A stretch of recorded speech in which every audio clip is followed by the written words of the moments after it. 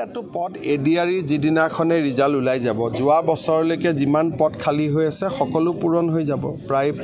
40-50 হাজাৰ 10 অক্টোবৰত নিযুক্তি হ'ব আৰু তাৰ পিছতো যদি কিবা পোষ্ট খালী থাকে আকৌ নৱেম্বৰ ডিসেম্বৰত অহাবাৰৰ এডিআৰিৰ এডভাৰটাইজ ওলাব এতিয়া বস্তুটো ষ্ট্ৰীমলাইন হৈ গ'ল আৰু বছৰে বছৰে পোষ্ট ওলাই থাকিব আৰু ভৰ্তি হৈ থাকিব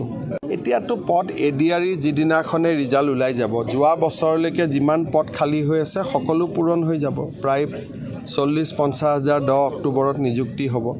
আৰু তাৰ পিছতো যদি কিবা পোষ্ট খালী থাকে আকৌ নৱেম্বৰ ডিসেম্বৰত অহাবাৰৰ এডিআৰিৰ এডভাৰটাইজ ওলাব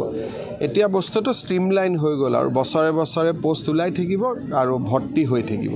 এতিয়াতো পদ এডিআৰিৰ যিদিনাখনে ৰিজাল্ট ওলাই যাব যোৱা বছৰলৈকে যিমান পদ খালী হৈ আছে সকলো পূৰণ হৈ যাব প্ৰায় 40-50 হাজাৰ 10 অক্টোবৰত নিযুক্তি হ'ব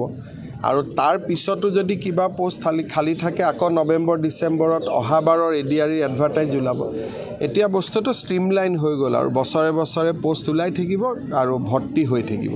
এতিয়াতো পদ এডিআৰিৰ যিদিনাখনে ৰিজাল্ট ওলাই যাব যোৱা বছৰলৈকে যিমান পদ খালী হৈ আছে সকলো পূৰণ হৈ যাব প্ৰায় 40-50 হাজাৰ 10 অক্টোবৰত নিযুক্তি হ'ব আৰু তাৰ পিছতো যদি কিবা পোষ্ট খালী থাকে আকৌ নৱেম্বৰ ডিসেম্বৰত অহাবাৰৰ এডিআৰিৰ এডভাৰটাইজ ওলাব এতিয়া বস্তুটো ষ্ট্ৰীমলাইন হৈ গ'ল আৰু বছৰে বছৰে পোষ্ট ওলাই থাকিব আৰু ভৰ্তি হৈ থাকিব এতিয়াতো পদ এডিআৰিৰ যিদিনাখনে ৰিজাল্ট ওলাই যাব যোৱা বছৰলৈকে যিমান পদ খালী হৈ আছে সকলো পূৰণ হৈ যাব প্ৰায় 40-50 হাজাৰ 10 অক্টোবৰত নিযুক্তি হ'ব আৰু তাৰ পিছতো যদি কিবা পোষ্ট খালী থাকে আকৌ নৱেম্বৰ ডিসেম্বৰত অহাবাৰৰ এডিআৰিৰ এডভাৰটাইজ ওলাব এতিয়া বস্তুটো ষ্ট্ৰীমলাইন হৈ গ'ল আৰু বছৰে বছৰে পোষ্ট ওলাই থাকিব আৰু ভৰ্তি হৈ থাকিব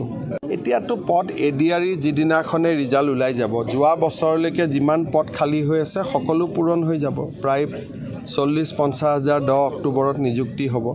আৰু তাৰ পিছতো যদি কিবা পোষ্ট খালী থাকে আকৌ নৱেম্বৰ ডিসেম্বৰত অহাবাৰৰ এডিআৰিৰ এডভাৰটাইজ ওলাব